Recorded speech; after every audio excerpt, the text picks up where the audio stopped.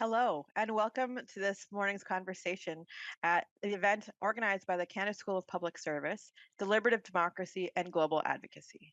My name is Aisha Harji. I'm the Director of the Strategic Coordination and Cabinet Affairs Division at Global Affairs, and I was previously the Director of the Democracy Division within the department. I'm so pleased to be moderating today's event. Welcome to you all, and welcome to our special invitees. We've got a really exciting session for you today. I'm speaking to you from the traditional unceded territory of the Algonquin Anishinaabe people. I want to express my gratitude to generations of Algonquin people, both past and present, who are the original caretakers of this space that I'm occupying now. And I'm very grateful to them and to all of you for participating. I encourage you all to take a moment, wherever you are coming to us from, to consider what lands you live on and work on, and think about your connection to reconciliation and to Canada's First Peoples. I recognize today's feature presentations are coming with three experts from democratic theory and practice. And we're going to talk about the global decline and satisfaction with democracies, and specifically about how trust can be rebuilt between public and democratic institutions. Hold on to your seats. We've got some time at the end of the session for some questions from the audience. So I encourage you to submit your questions for our panelists using the web interface. There's a little chat bubble icon at the top right of your screens, and you can submit questions for consideration in the language of your choice, and we'll get to as many as time permits. I'm pleased to introduce our excellent group of speakers, starting with Santiago Gonzalez, who is a senior economist and policy analyst at the OECD in their Public Governance Directorate. He plays a leadership role there in the Government at a Glance reports. He's an expert at the OECD on public governance indicators and statistics, including the determinants and measurements of public trust, and coordinated the 2023 Government at a Glance report, which looks at the need to build, reinforce, and protect democracy in an era of multiple crises. We also have Dr. Michael McKenzie, who is the inaugural Yaroslavsky Chair in Trust and Political Leadership at Vancouver Island University. He holds a PhD from the University of British Columbia, and before going to VIU, he was a postdoctoral fellow at Harvard University and an associate professor at the University of Pittsburgh. Dr. McKenzie's research interests include democratic theory, deliberative democracy, intergenerational relations, Canadian politics, and public engagement. Thanks, Dr. McKenzie. Welcome. And finally, rounding out our esteemed panel today, we have Dr. Anna Drake, who is an associate professor in political science at the University of Waterloo. She works in the area of democratic theory with a focus on deliberative democracy, intersectionality, and activism. Her current research examines structural injustice in deliberative theory and analyzes ways deliberative systems might better respond to problems such as systemic racism and sexism. Thank you all for joining us. Thanks for your flexibility and rolling with the punches, especially on the technical side. With that, we'll start by turning it over to our first speaker, the OECD's Santiago Gonzalez, to get us started with our presentation. Santiago, over to you. Thanks a lot, and I am truly honored to be here with you today. And thanks for having me today at this panel with such distinguished speakers. I work as a senior economist in the OECD Public Governance Directorate. In particular, I lead the Government at a Glance publication. So if you can put my presentation, so I will be driving you through some of the main results of this report, which is basically a report that brings together all the indicators work of our directorate. And this time we organize the evidence around how to build trust and reinforce democracies in an era of multiple crises. Okay, so basically the first slide shows the Global Economic Uncertainty Index, which basically is showing us how the number of crises has increased over the past decades.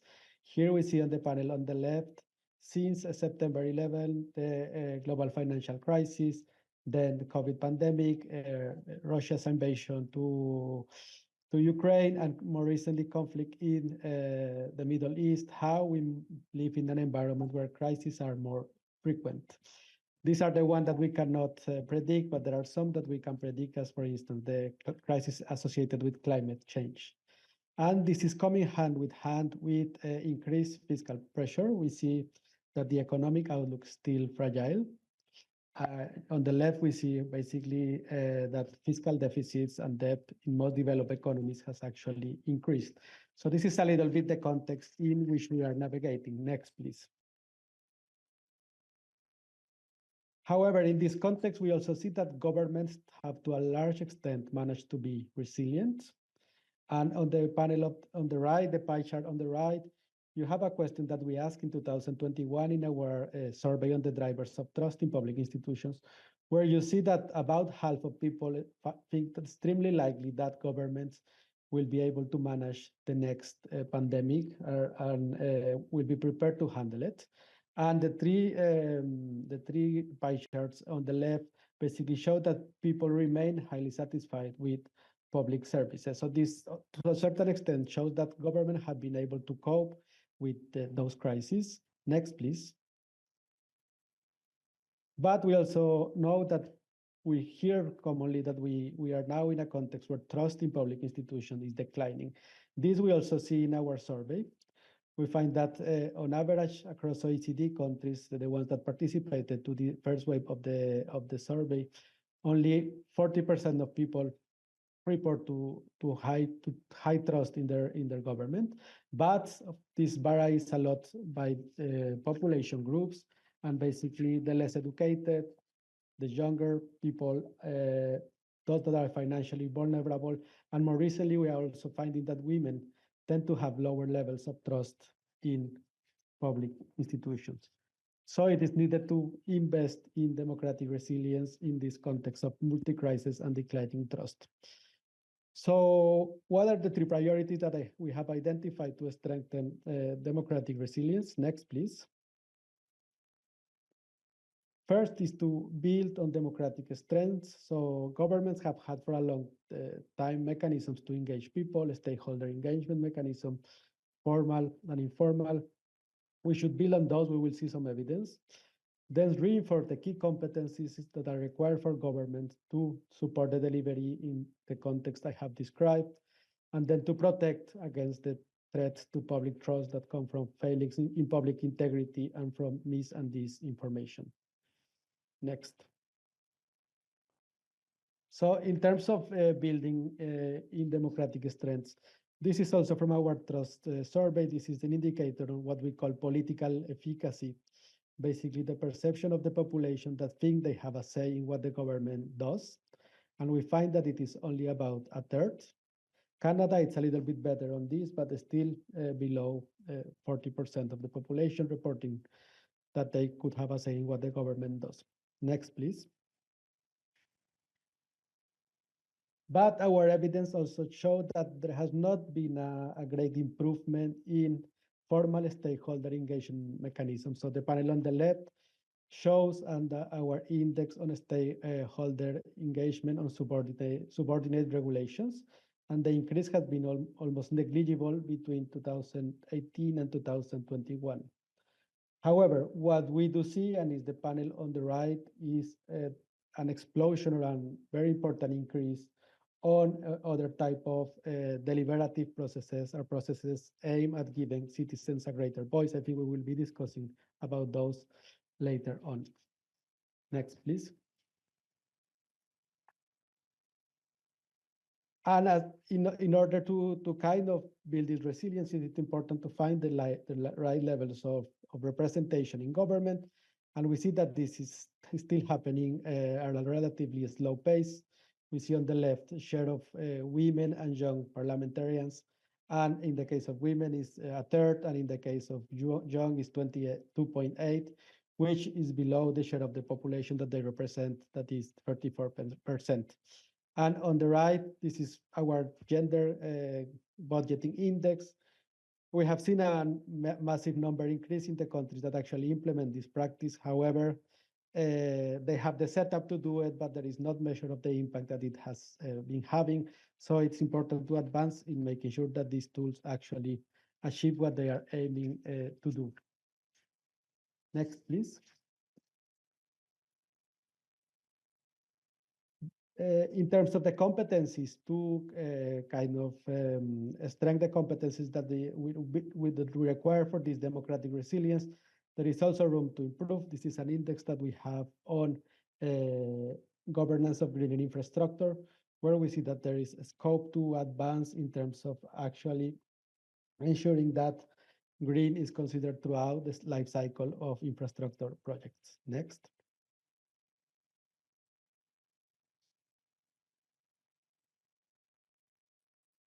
And also in terms of building the, let's say, on the competencies that are required to cope with this environment, more could be done to ensure that public servants get the right level of training at the right content in terms of scaling up training opportunities that will allow to manage an agile public workforce that could respond to this multi-crisis environment.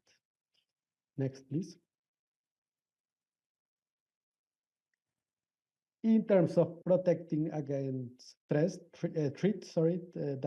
against democratic resilience. So here we see our indicators on to what extent OECD countries have actually implemented all different or have adopted practices on lobbying, political finance, and conflict of interest. So these are the kind of light color bars. And then the other ones, the greener ones, show the extent to which they have implemented them. So we see that there are implementation gaps when it comes to these kind of threats that arise from lack of integrity in public administrations. So to conclude, in order to maintain democratic resilience in a polycrisis environment, it is important to build on democratic strengths, such as citizen and stakeholder participation and representation, reinforce key governance competencies in terms of kind of employee capacity, greening public administration, that will be key to support this context of and to kind of cope with this context of multiple crises, and protect against the active threats coming from misinformation, disinformation, and lack of integrity in the public sector. And for all of this, we need to keep building the evidence base and strengthening the data that we have available for such purpose. So this is my presentation. Happy to engage in the conversation later on. Thank you so much, Santiago Gonzalez from the OECD. You've laid an excellent context in terms of some of the challenging environments in which we work, and especially for the public service audience, laying out where we have some capacity building and some trust building to do. With that, I will turn it over to Dr. Michael McKenzie next to speak about the current challenges for democracy in Canada, what's driving that, and how public institutions and deliberative democracy can help advance those goals. Michael, over to you. Okay, thank you very much for having me. I'm going to start by saying something about what is going wrong with democracy. Then I'm going to suggest that we have a democratic solution to what the problems democracy is facing. The problem, however, with the solution, deliberative democracy, is that we don't know how to employ it on a large enough scale. So what's going wrong? And here I'm going to build off some of what Santiago just talked about. When people feel economically or existentially insecure, they tend to become less democratic. There are many sources of economic and existential insecurity, as Santiago was just telling us, that the pandemic has caused a high background level of anxiety. Inflation since the pandemic has caused economic uncertainty. It's eroded people's savings and their plans for the future. Income inequality has caused economic insecurity for many as well, and also a sense of unfairness. Rapid technological change causes disruptions and disorientation. Many experts in artificial intelligence, for example, the experts themselves think that AI is a potential existential threat. At minimum, AI will be a disruptive technology like the internet and social media. AI will change our politics, our interactions with each other, and our careers, but we don't know how it's going to do that yet. And this causes uncertainty and anxiety. And there's been many extreme weather events, for example, which have caused damage and disruption, and also mass migrations. And wars are causing humanitarian disasters. Some of the countries in these wars have nuclear weapons. I just read this morning that soldiers from North Korea have joined Russia in the war. The culture wars and online interactions more generally have taught people that it's okay to hate and abuse people who disagree with you because they disagree with you. There are a lot of bad, and when I say bad, I mean unethical leaders who stoke fear and anxiety for their own benefit in this context. But those leaders are not just a cause of these problems. Unethical and undemocratic leaders are simultaneously both a cause and a consequence of those problems. I said a moment ago that when people feel economically or existentially insecure, they become less democratic. Well, why? That's the obvious question.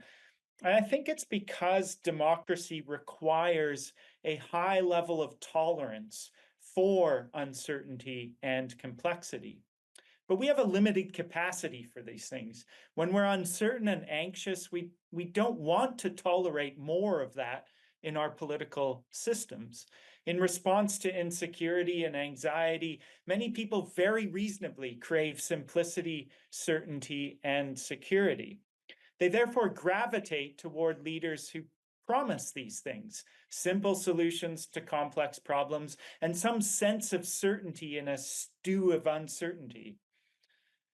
So why don't democratic leaders offer simplicity and certainty? Well, they can't. At least they can't do so while being democratic leaders. Simplifying complexity may be helpful to some extent, as when we use, schematic models to better understand complex realities. But saying things are simple when they're complex is deception. And using deception as a political tool is always undemocratic. But certainty is also mutually exclusive with democracy. If we're certain about who would be in power in 5 or 10 years, for example, we would not, by definition, be living in a democracy. In Canada, we don't know who's going to be prime minister next November. In China and Russia, we can be pretty sure who's going to be in power next year. So any leader who promises certainty in the future is, by definition, undemocratic. And this means that when people feel economically or existentially insecure and anxious about the future, they cannot look to democratic leaders to provide the comforts of simplicity and certainty. They can look to democratic leaders for other things, but not that. By contrast, undemocratic leaders can, in my view, falsely promise those things. So this raises the question, how can we maintain robust and healthy democracies in times of uncertainty, change, and anxiety like those that we're living through now? What can we do about this? There is, I assure you, no simple solution. That's the point. But we can look to deliberative democracy for some answers and possibilities. Deliberative processes can help people grapple with complexities and uncertainties, the complexities and uncertainties that democracy entails, and also that our political realities entail. In deliberative processes, people listen to the concerns and arguments of others. They justify their own positions and critically assess them, try to persuade others. In deliberations, people engage with each other to try and figure out what they're going to do together to solve complex problems. They confront complexity and learn to navigate it. Now, I'm not being naive here. I know that there will be disagreements that can't be resolved through deliberation and reason giving. That's to be expected. But When people have opportunities to speak and listen to others, they can often navigate complexities and uncertainties in productive ways. There are, however, many challenges. Deliberation's difficult to do well. It can be resource intensive. It's hard to get people to deliberate. It's hard to get them to spend the energy needed to do it well. And also, deliberations can be exclusive. Those who aren't used to discussing difficult issues with others may feel uncomfortable or ineffective in deliberative settings. Also, the more people included in a deliberative event, the more difficult it is to engage in substantive deliberations. Nevertheless, we have robust and credible deliberative methodologies to draw upon. I've done a lot of work with randomly selected deliberative forums, which are sometimes called citizens' assemblies. In these processes, individuals are randomly invited and then randomly selected to form diverse and representative deliberative assemblies. These assemblies learn about and deliberate complex public issues. They're often required to issue collectively forged recommendations. There's a citizens' assembly going on right now, which is deliberating a possible merger between the cities of Victoria and Saanich here on Vancouver Island, where I am. Citizens' assemblies are a means of helping people navigate and understand and grow more comfortable with complexity. I know that citizens' assemblies can do this. I've worked with many of them. So we know that citizens' assemblies can do this. What we don't know is how to scale up those processes so that we can have genuine public deliberations, i.e. deliberations that include the public as a whole, in discussions and deliberations about complex political issues. The concern is that those who are not involved in these citizens' assemblies will not understand the rationales underlying the recommendations that they make, and that undermines their legitimacy. Nevertheless, citizens' assemblies can sometimes increase output legitimacy. If policy recommendations forged in citizens' assemblies really do reflect and integrate the concerns, needs, and interests of diverse groups within society, those policies may be more likely to be seen as legitimate when they are implemented.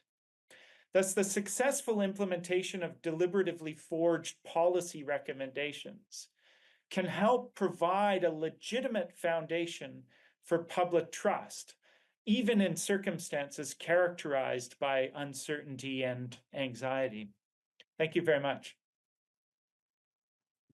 Thank you so much, Dr. McKenzie. You've laid out both a great reason for why we need deliberative democracy and effective ways of engaging with our citizens, and also some of the real challenges we face in trying to do that effectively.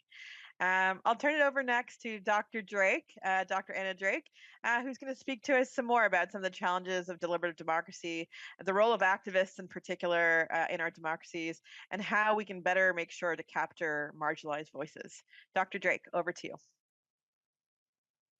Thank you very much. And thank you again for having me here. It's great to be part of this conversation.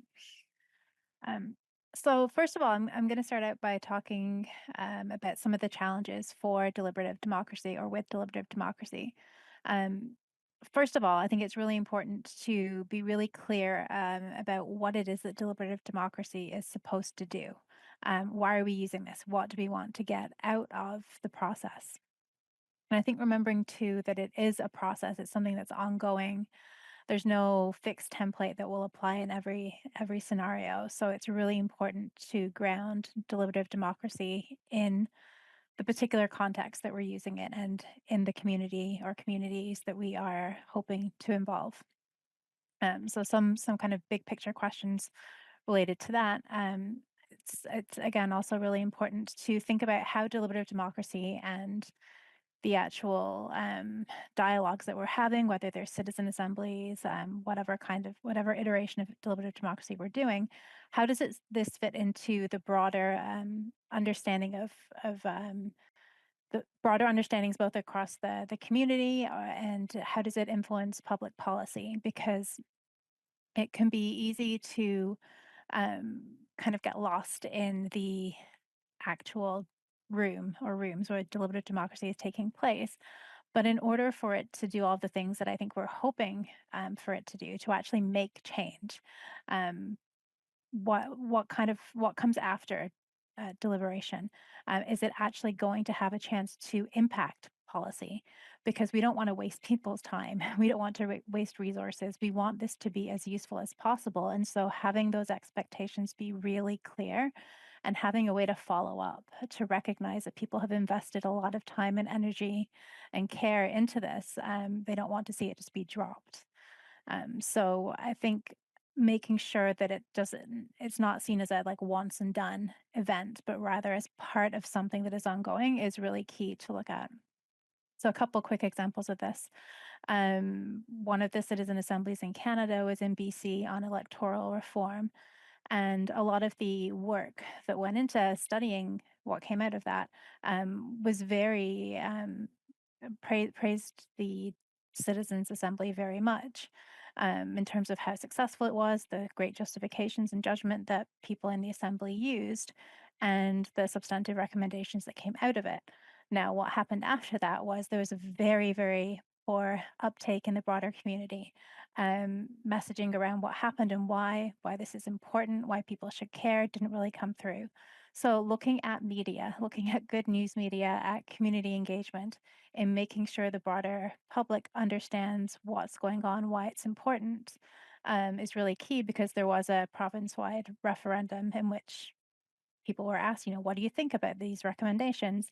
And the results for that were very poor. It didn't pass. So the big picture context is always key. In I think 2021, there was a global climate change assembly, again, that had very positive feedback from the people who were involved. The recommendations that came out that went on to the climate conference in Glasgow. But we all know that while people like to have lots of meetings about climate change and say it's really important, we need to do something, we never ever do anything of substance, and we really ought to. So again, we need to make sure that we are actually changing our policies and taking the messaging seriously. In terms of another challenge of deliberative democracy is trying to ensure meaningful inclusion. And this is something that I do a fair bit of work upon. So not only in terms of the selection, there are different ways to pick deliberative groups, whether it's random selection, whether it's more focused, to make sure that we don't exclude people who are affected, particularly by a particular issue. So if we're looking at deliberation on subjects that particularly impact Indigenous peoples, for example, we can't just have Indigenous peoples there in proportion to the population. We want to make sure that voices are actually heard in meaningful ways. We also want to make sure that the way in which issues are framed really takes seriously the input of everybody who's involved and affected. We don't want to be limited by predetermined framings and agendas and then have that kind of force a particular way that we ought to approach deliberation onto everybody who's there, because that will limit the conversation. It will limit how it unfolds. It will make people feel as though they aren't able to or aren't supposed to bring up particular views on the topic. So I think communicating that we need to be actually listening to the people who are there, that they as individuals and representative of communities are there to bring their own voice, and that their voices are valuable and need to have the opportunity to truly be heard.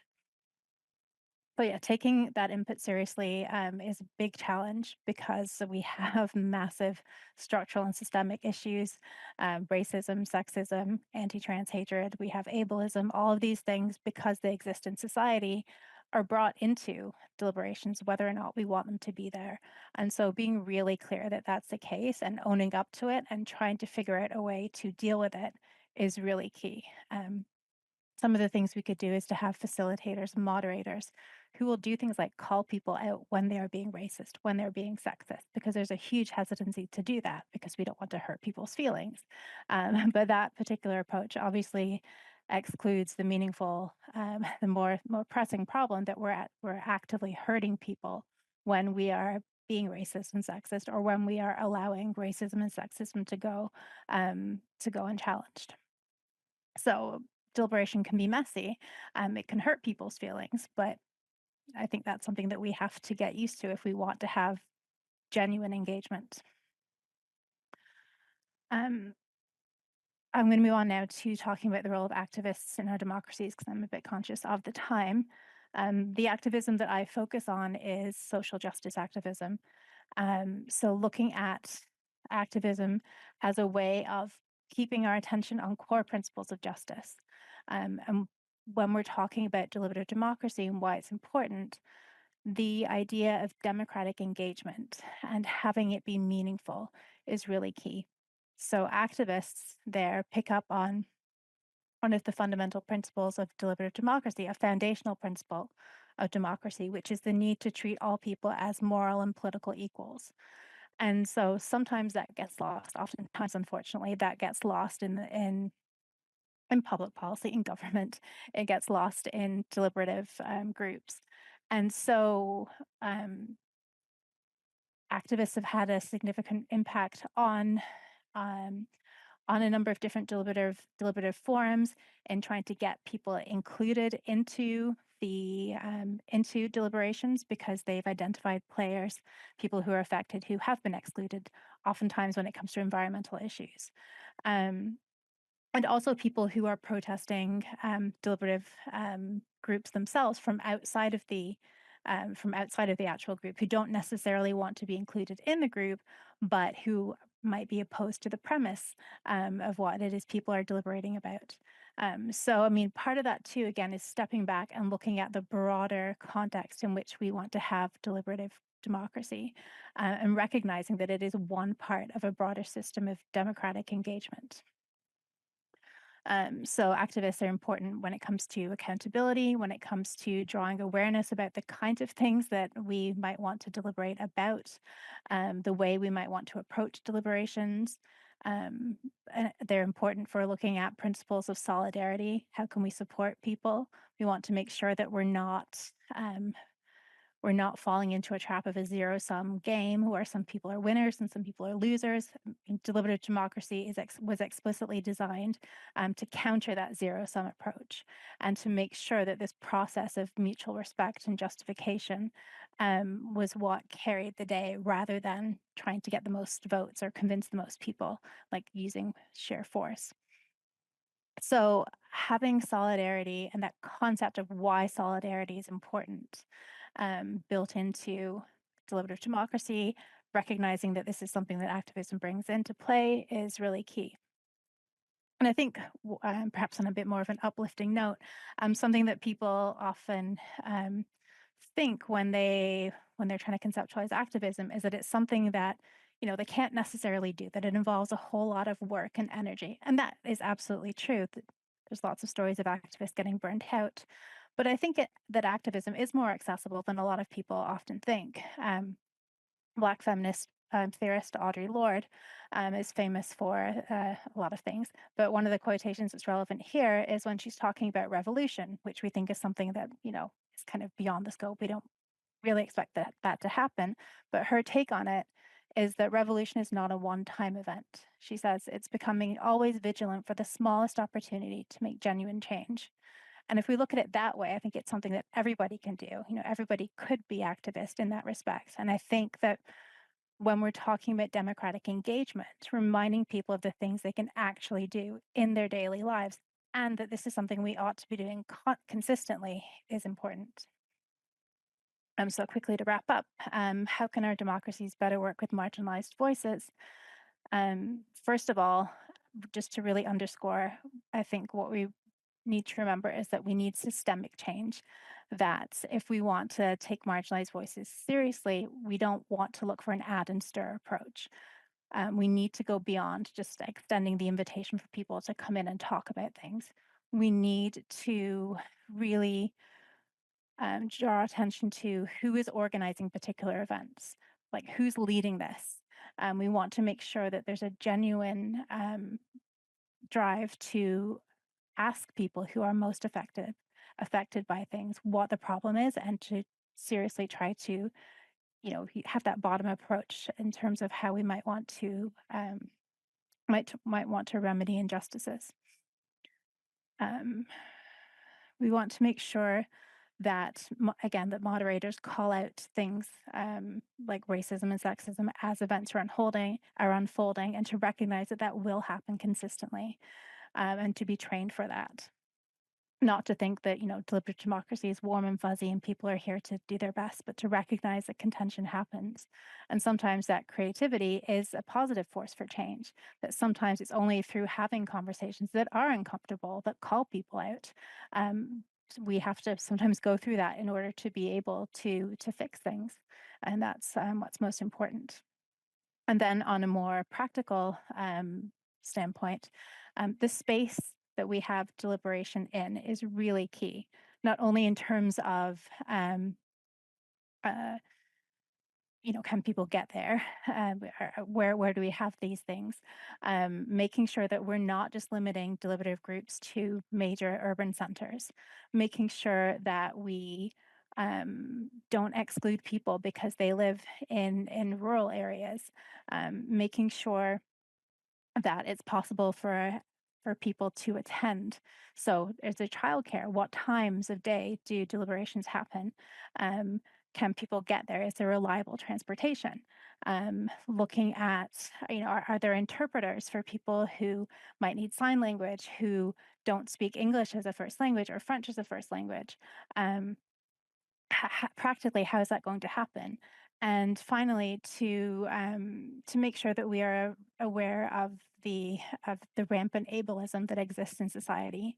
We are about to enter year 6 of the pandemic. The massive, sentiment is that the pandemic is over, which is a failure of multiple institutions.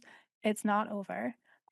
So thinking about who we are excluding with that basic assumption, and looking at how that very specifically excludes people who are most marginalized in society, how they're seen as expendable, how they're not even on people's minds when we have citizen assemblies where there's no masking, where there's no air filtration, where there's no thought given to, can the most vulnerable people in our community even attend these events? And then when we combine that with the data that we have on people who are most impacted by COVID, we see the way in which Indigenous peoples are hardest hit, in which racialized people are hardest hit, the most elderly and the younger people in our community are they bracket the hospitalizations and deaths when it comes to COVID-19.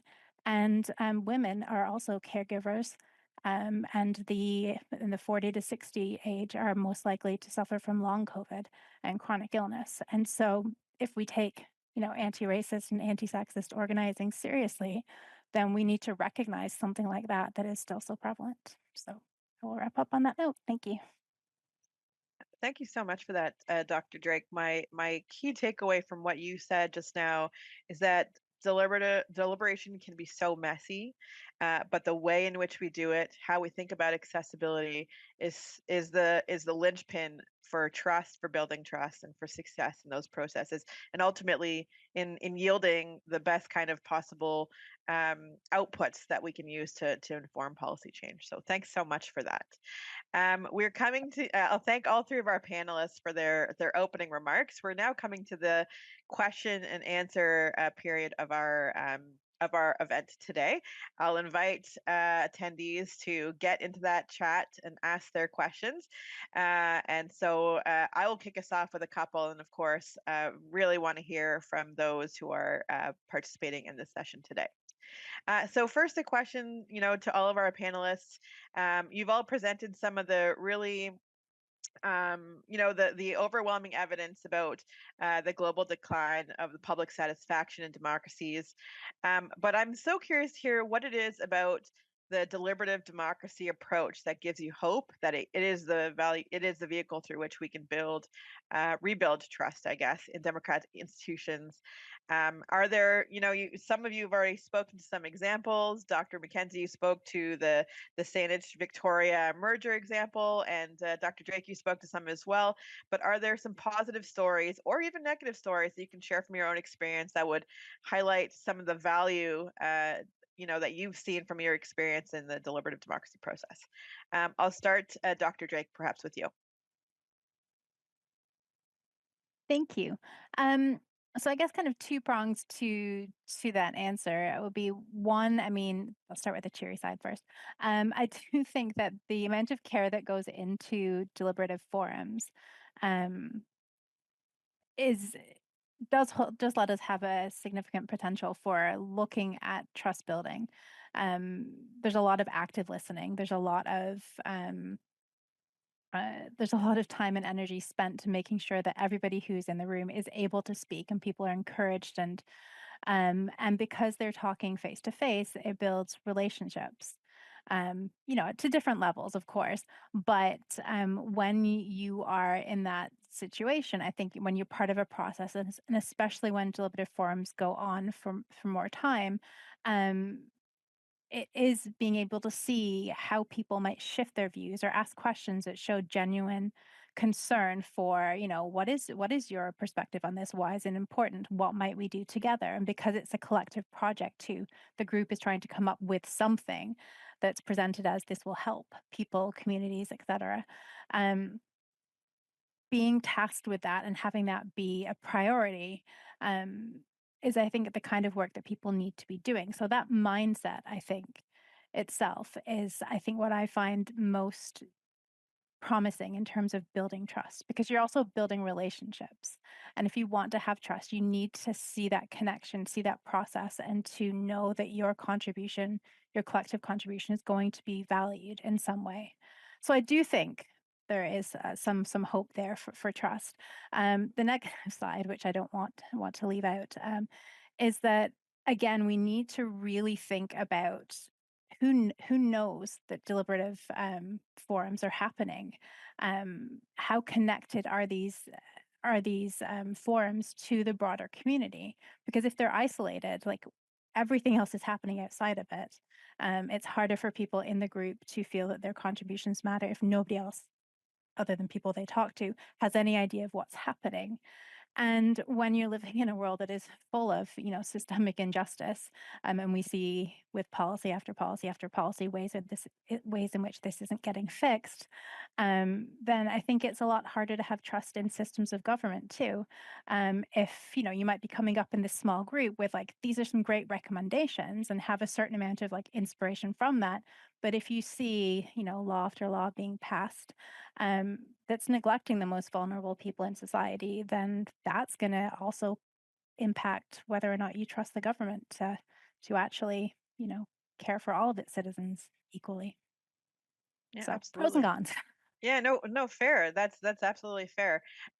Dr. McKenzie, I saw you nodding during that, so I'll turn to you next for some of your positive and negative examples and things that have worked well. Sure. I mean, on some level, we don't really have a choice whether we deliberate or not. If we want to do things together as a society, if we want to make collective decisions that are intentional, we need to talk to each other about what we're doing and why. And so really the idea of working together collectively to live well together, which is the foundational premise of democracy, requires us to deliberate, at least on some level. And there are some positives. I worked, as I mentioned, with the Ontario Citizens Assembly some years ago. We worked for a whole year. We met with our group every second weekend and met for a whole year. And people really worked well together with people they would never otherwise have talked to in their lives. It was a very diverse group.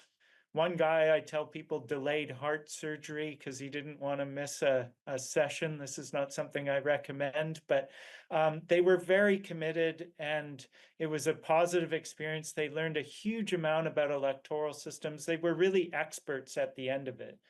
But as Anna pointed out, the problem is that in that group, there's a whole bunch of experts who have navigated through disagreement and who've figured out some possible options that work for a diverse group of people. And then the public has no idea what happened in the deliberations. So we really have to figure out how to scale up deliberations like this. And frankly, we don't have good ideas about that yet. We've done various experiments to try and do deliberations at a larger level, but we're not good at having public deliberations in any of our democracies. But if we really want to do things together, we have to figure that out. Thanks so much for that. That's a perfect segue to turn to Santiago, both on the question of, the positives and negatives that you've seen, but also, are there, from your vantage point, countries that stand out as leaders in those practices that we should be taking, some cues from? Are there approaches or best practices that we could be taking inspiration from the countries that you deal with across the board? Yes, no, so thanks a lot. So very interesting. I mean, a couple of points on this. So, I mean, in terms of what we are seeing in our research on the drivers of trust is that this lack of sense of political agency is definitely having a huge impact. And this lack of what we call political efficacy is definitely impacting levels of trust. And deliberative processes are a way of kind of building this sense of agency. Not the only one, but definitely one. So on that vein, I think they are definitely powerful. I mean, in terms of examples and some of maybe one of the countries that have pushed this further, and it's an example of a small community, but is the German-speaking community of Belgium. And maybe it's a surprise for you that Belgium has also a German-speaking community in addition to the French and Flemish. But what they have done is basically they have established a permanent citizen council. So this is embedded into the policymaking cycle that have 24 citizens that a third of them rotate every 6 months. And they have the possibility to initiate 3 ad hoc citizen panels. But not only this, they also have the responsibility of the oversight responsibility. So they make sure that actually this is reported to Parliament and that they get an answer both from parliamentary committees and ministers. And they also have a permanent secretariat with the staff that actually take care of these processes. So in a way, there is a sense of permanency, that these are not things just popping up, but that this is something that is happening recurrently. It is embedded in the policymaking cycle. It is well designed in terms of random design, random selection with rotation. And it also has a little bit of resources to accompany the whole process. This is just one of example, but I think is really relevant on some of the things that could help to scale these processes. I mean, in terms that things we don't see working that well is, for instance, in the country where I live, where there was the French Convention on Climate, which was a presidential initiative to have these type of procedures to give recommendations on climate. And the convention did its work, gave its recommendations, but there was a little bit of disenchantment when these were transformed into policy, because people felt that the way in which it was actually, some of them were not even taken, and those that were, they felt that they were transformed to lost a little bit the original intention which they were designed. So I think there is definitely a problem of a scale. I mean, these things seem to work somehow better at the local level, and I think we didn't have found the answer on how to scale up to national topics. And it also seems to work better with certain type of topics than others. So just some elements and some examples. We have a database on these deliberative processes at the OECD, and there is also some literature kind of showing cases just as the one from Belgium that I described that could be of interest. but how to embed them into the political cycle, how to better provide resources so that they could happen, I think are definitely things to be considered. Thanks so much for that. There, I'm starting to get in some of the questions from the chat, and there is a really important one about the insertion points in the deliberative democracy process, and where that best fits in the policy cycle. And so, I think that that speaks to the point that you just made about trying to find the best entry points. So I would happily hear your views on that. But I'll turn to my next question, which is for Dr. McKenzie. We have seen, democratic rights and systems suspended or removed entirely, often acting in the service of efficiency or in the context of emergencies as well.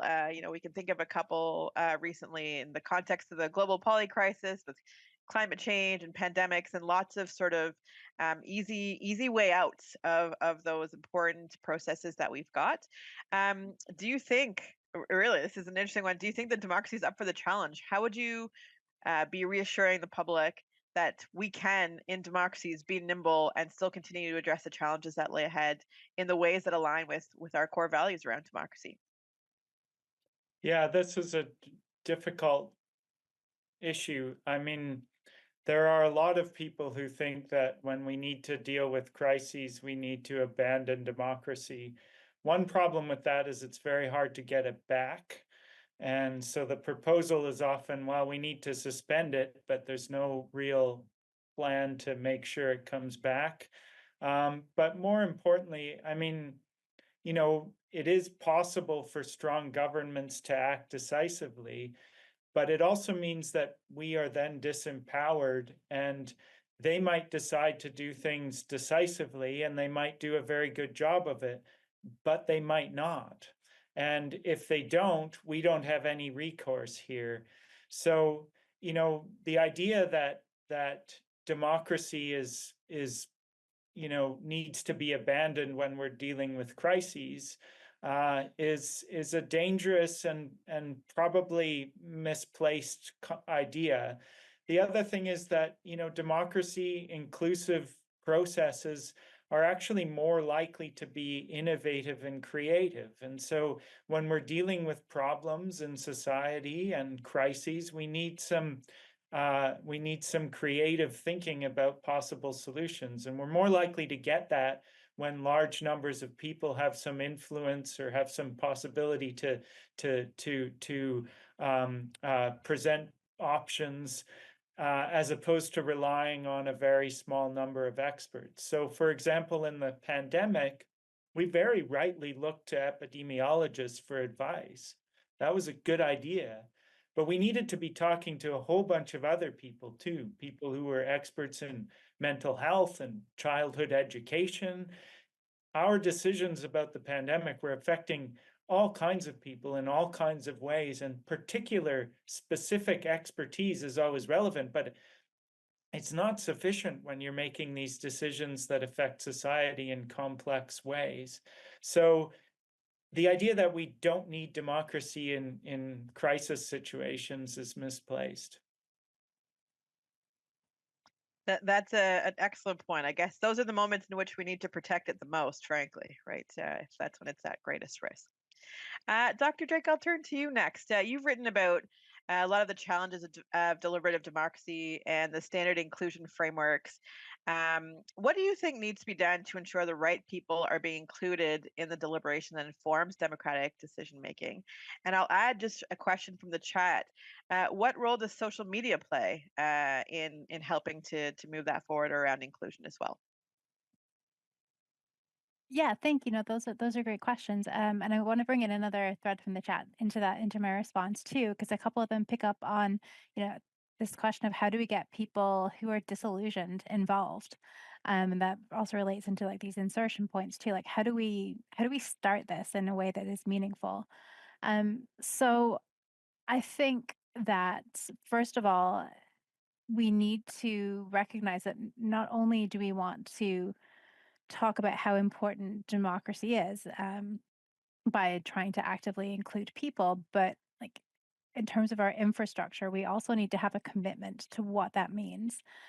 If we care about democracy, like when we dig deeper, the reason for that is because we think that democratic engagement is the best way to listen to and to respect all the people who are in our society who are engaging in democratic processes. So, I mean, it's about not only asking people what they want and hearing what they think, which is obviously hugely important, but figuring out what it is that people actually need to be safe, to be valued, to have like to warrant the trust that we want people to place in our democratic institutions. And so for people who are living below the poverty line, for people who are having to, take the bus for over an hour just to get to work, who are rushing around to affordable childcare on the other side of town and spending their day just like dealing with all these logistics and trying to take care of like sick kids and elderly parents, like all of these things are part of the makeup of people's lives. And if we have a democratic society that isn't making, dealing with that a priority, then we're not going to have that buy-in. We're going to have disillusionment because we're going to have that question of, well, why does it matter whether or not I'm at this deliberative forum? Why does it matter what I say if nothing is going to change and my life is going to be just as difficult tomorrow as it is today? And so I think if we factor that into our approach to deliberative democracy, like looking at difficult problems, such as, let's say, negative medical outcomes for people who are racialized, and like the racism and sexism in healthcare, which is especially pronounced in the States, but it's still very much at issue in Canada. How might we support people, like, and looking at gaps, looking at negative health outcomes, like trying to figure out what it is that people need to be healthy.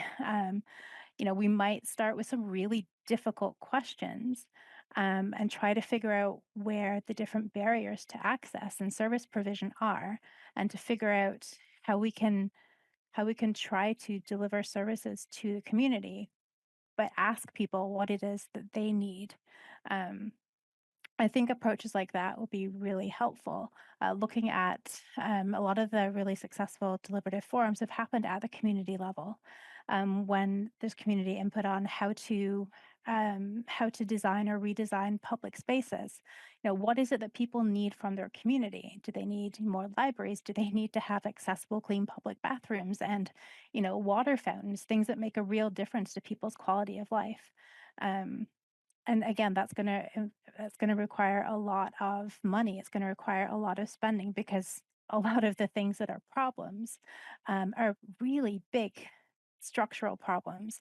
And I think we need to know that it's going to be difficult if we want to make an actual genuine change, and to take that on. We can't just say, okay, we'd rather pick this method of voting, and that's going to improve democracy. Because sure, that might be true, but is that going to make a difference in people's lives? Probably not. That's Thanks so much. I'm going to turn to questions now from the chat. Thank you to all of those of you who have submitted. We've got a lot of folks raising a couple of really important threads. Some around, what our economic, what we use as metrics for success and for prosperity in the country, and whether those are the right ones. A lot about the digital side, about AI and social media as well, and then some deep questions about trust. So let's start first off with these questions around what we are aiming for, and the questions around economic prosperity. So this one is particularly directed at Dr. McKenzie. Would you say that a key goal of increasing democracy is to increase the economic and physical security of the population? And are those models of economic prosperity in need of a serious rethink? I'll turn that one over to you. Sure. So I think the answer is yes. A democratic process shouldn't have any substantive goals. A democracy is about figuring out what we're going to do. And so we need to be free to figure out what we're going to do together. And so, we shouldn't have a priori economic models or commitments in view, but we do have to recognize that democracies function when people have broadly speaking, not perfect, but reasonable equality. And economic insecurity, as I mentioned in my short talk, is a problem because people who are insecure find it more difficult to tolerate other insecurity in the democratic system. But also, we also know that economic resources can always be turned into political influence. So if we want good functioning democratic systems, we have to pay attention to economic inequality. It's not good enough to just have greater levels of political equality, political rights, or equal votes. So do we need different models of economic prosperity? Do we need to rethink this? On some level, I think absolutely. I mean, this is a condition, economic inequality is a condition that's undermining our democracies. What can we do about it? Again, very complex, difficult questions that involve power and redistribution of power, and that's going to be very difficult and frankly is not likely to happen. But I'm interested in democratic workplaces. Democratic workplaces are more likely to be equal. If you can imagine an economy, it's hard to imagine these things, an economy of democratic workplaces, we would have a very different kind of democracy, not just in our workplaces, but in our society more generally. There are a whole bunch of challenges there. I'd be happy to talk about. I don't think it's very likely, but is that a way to buttress our democracies? Yeah, it would be. Thanks so much. I'm going to go from that vantage point and re-examining the models that underpin our collective efforts, and turn maybe next to Santiago on the questions of some of the threats that we see, the vectors around, from the social media perspective and the artificial intelligence perspective, and how to best navigate those. Both in terms of how we use them in deliberative democracy, but what impacts they have in terms of trust.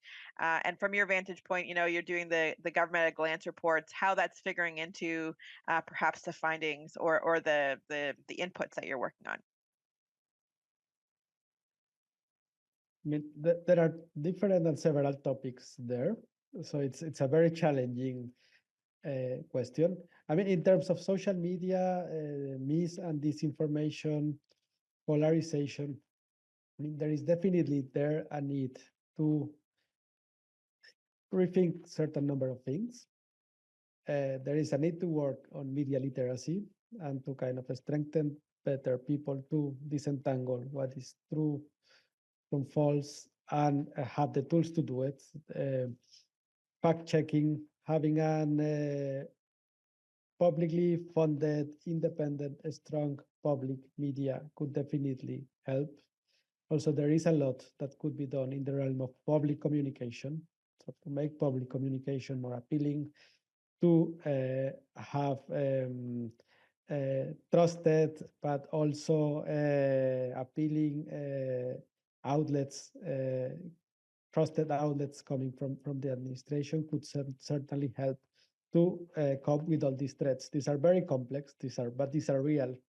And these are having massive effects also in electoral and political outcomes. So in a way, it's a very difficult threat. And I don't think we yet have the full answer on how to address it. But there are some elements there that could be important that I mentioned. And in terms of AI, I mean, this is probably the biggest challenge, and that we are just starting to understand. In a way, this could bring certain number of opportunities. We have also always said that this could certainly be used as a tool that could leverage work of public administrations, but it could also be very much misused. And there is a lot of scope to further regulate this, but it's an area that is very complex and where I don't think we are yet there. So that's indeed a very challenging question for which I don't have the full answer.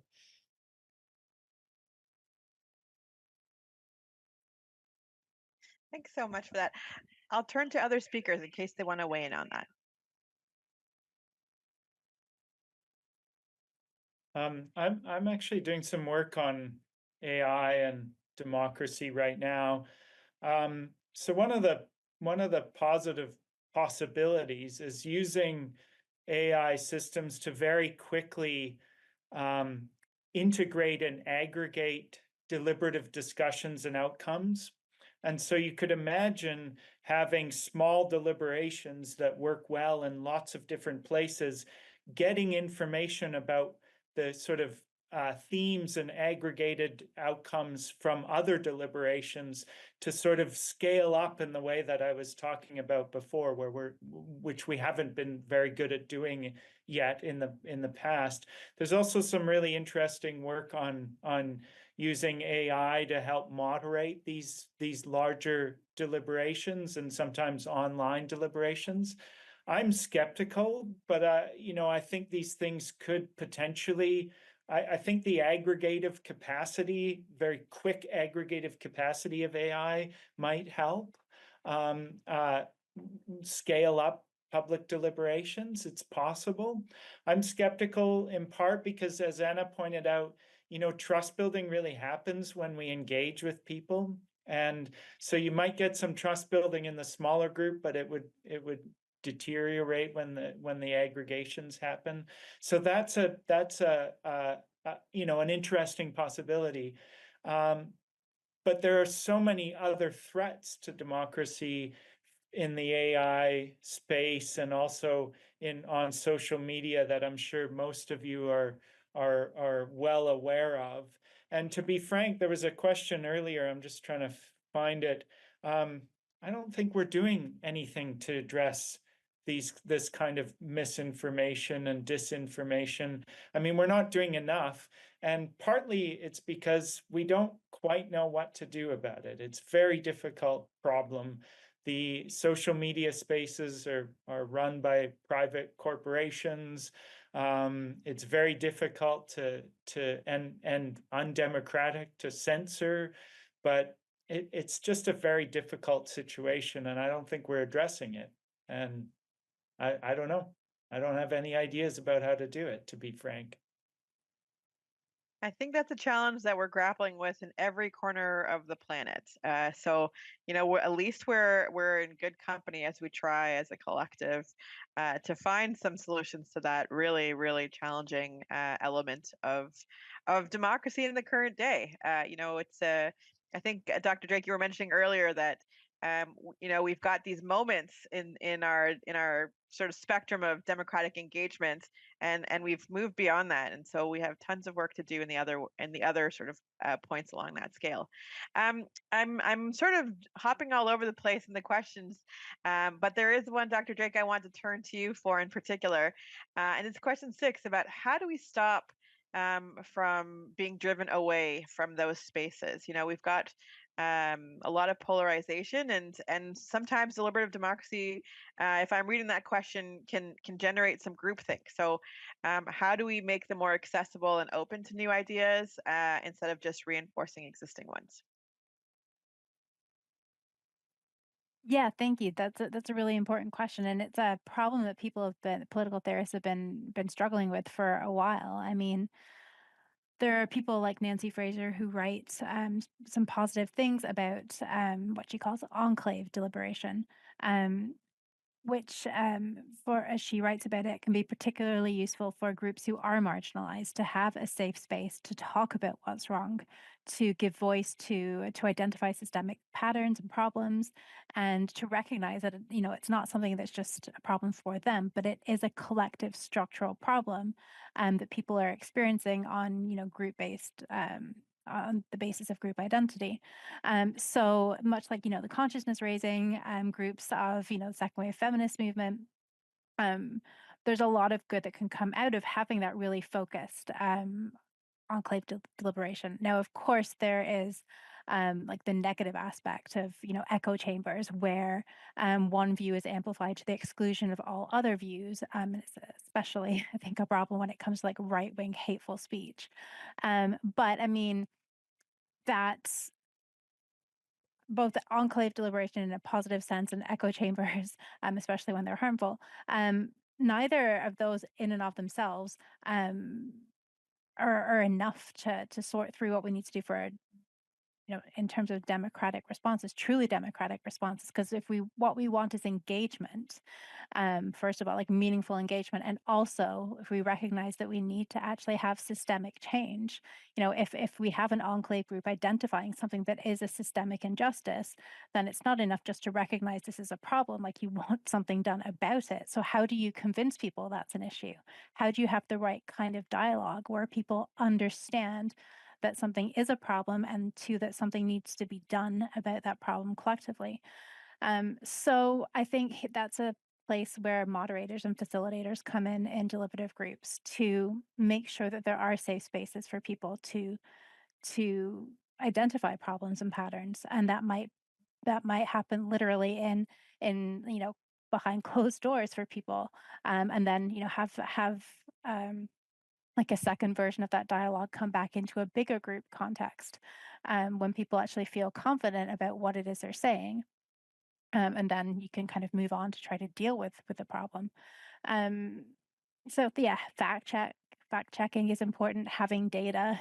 So a lot of people who organize deliberative forums are tasked with bringing research packages, information packages to deliberative groups so that people actually have facts in front of them and they can see, what's happening where, and then engage with people to see how that impacts them, how they respond to that.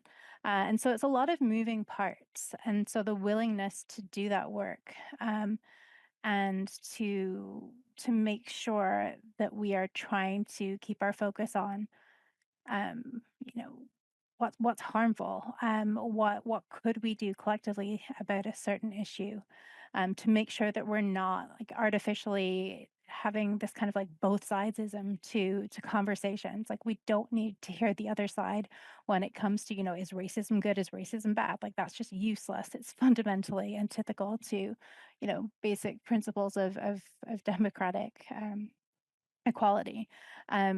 So we need to be aware of what the issues are, where they're coming from. Are the points that people are making actually treating other people as if they deserve to be in the room?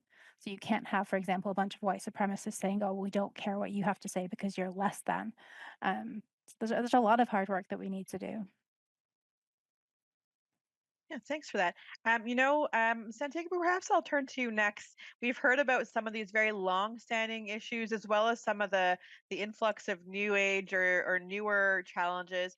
But I'm so curious to hear, do the low rates of confidence in democracy, how does that compare against historical data? Is this sort of a new phenomenon? Have we had periods of higher confidence in living memory? Or is this sort of an ongoing perennial issue that we've been facing on the planet? I mean, I know very well the kind of data on trust in public administrations. I will use kind of proxy to satisfaction with democracy. I mean, the country that has the longest series is the United States, that have 60, 70 years of measurement of leadership approval trust from the Pew Research Center. And it's a very volatile indicator, but what you see there is that definitely there has been a decline. So it goes from something like 60% in the 1950s to like 30% in the 2010, 16, 18, the latest I see. I mean, the precise figures are out there. But I can also tell you what has happened over the past 15 years in the whole OECD. So we had a low point in trust that came right after the global financial crisis. It took almost a decade to recover to pre-crisis level, and then we were hit by the COVID pandemic. And what happened during the pandemic is that trust actually increased. So we saw a spike in trust. That is what we know. I mean, we call the rallying around the flag effect on the trust literature. But we are starting to see that this is actually fading away. This has faded away, and we are already seeing that trust is again on average in a downward trend. So we are starting to perceive against a decline in trust levels. What I also think is important to acknowledge is that, I mean, in this kind of trust concepts, there is a family of things that are usually mixed together. There is what we call mistrust, that is kind of healthy scrutiny, where that every democracy should have. You probably know this literature by Pippa Norris that say trust but verify. That is very popular now. But there is also distrust, which is kind of these exit behaviors, people that are out of the system, that are kind of um, completely disconnected from democratic ways. And what we are seeing is that this is actually growing. So even if we have the average of trust levels that do not seem to decline as much, we do see much more of this distrust and kind of unhealthy behaviors associated with polarization, exit type of behaviors.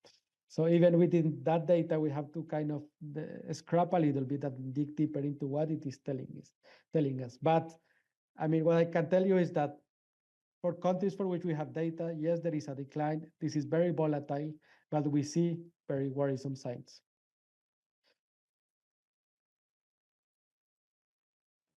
Thanks so much. I'm keeping a close eye on the time, and so I'm going to ask in closing one question to the three of you, and I would welcome your answers in turn. You're speaking to a group of public servants here from across the country, and so I would love to hear, what is it that you want to share with us as we work to help, support various ministries and departments. What is it that you want us to know? Where do you see we can be changing the ways we do things to best address some of the challenges you've raised, as well as some of the opportunities you've flagged? Perhaps, Michael McKenzie, I'll start with you on that one.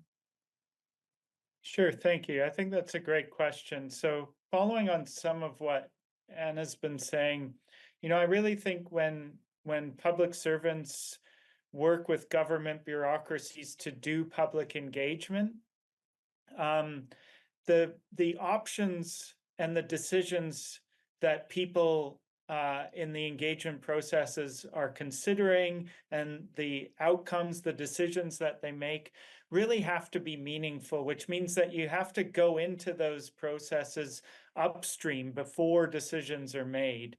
And that, I think, is really where you build trust.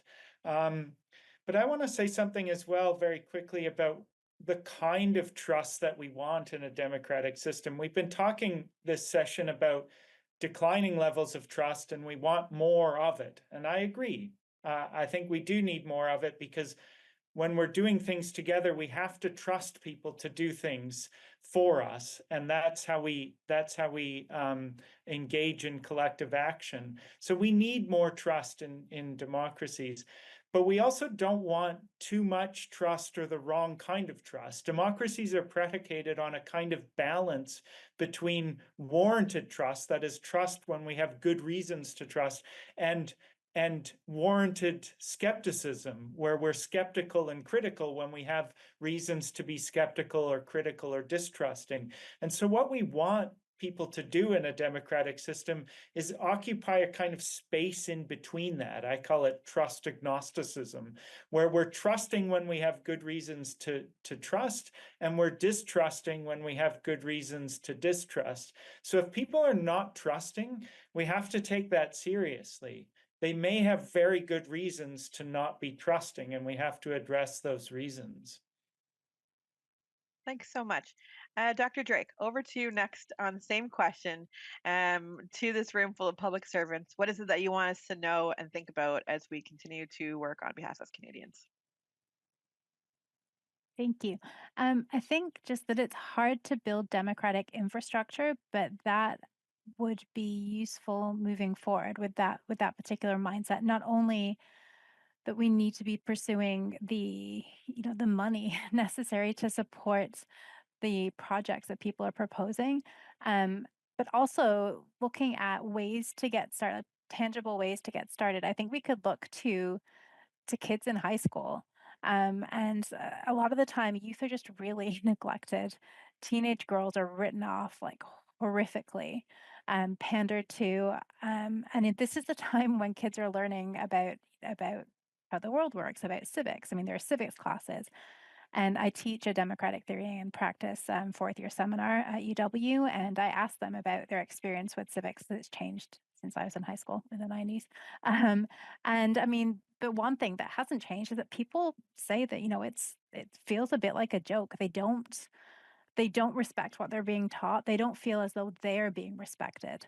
And I think that we really need to be aware of that. And I mean, education, I realize that's, a provincial responsibility, needs a redesign. But I mean, the way that we approach the potential, the democratic potential, and the human potential of kids in high school and making real lasting connections, and responding to the very legitimate concerns that they have and figuring out ways we might be able to have meaningful outreach, and following through. If we're going to have community based deliberation and engagement, do people know who they can talk to?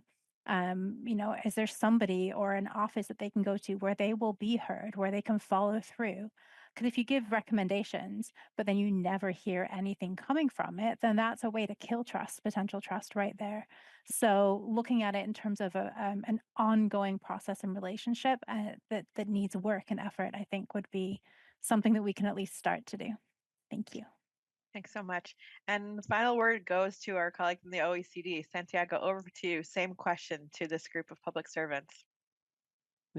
Thanks a lot. I mean, government at a glance is written for public servants, so I will end where I started. I think the message is the following: build on the democratic strengths. Democracies are under threat, but have proven to be resilient. They are surviving and they are the best system that we have. So build on these strengths. Reinforce the key competencies that you need to address these democratic challenges, and protect against these threats that we see to our democracies. So build, reinforce, protect. A perfect way for us to end. Thank you. On behalf of myself and of the Canada organizing team at the Canada School for Public Service, I'd like to thank all three of our speakers for adding such value to this conversation. We really welcomed all the points that you've made. A second thank you to all of the participants across the country who are listening in. If you are keen to learn more, and I saw that there was tons of questions, and if you're hoping to understand the challenges of democracy better as you face them at home or abroad, keep an eye on the school's website for future events in this series. This is one of an ongoing series of discussions. Please note that the speakers' presentations will be available in Brightspace under the resources section. But thank you again to everyone for participating. We hope you found this valuable. Thanks for joining and have a great day.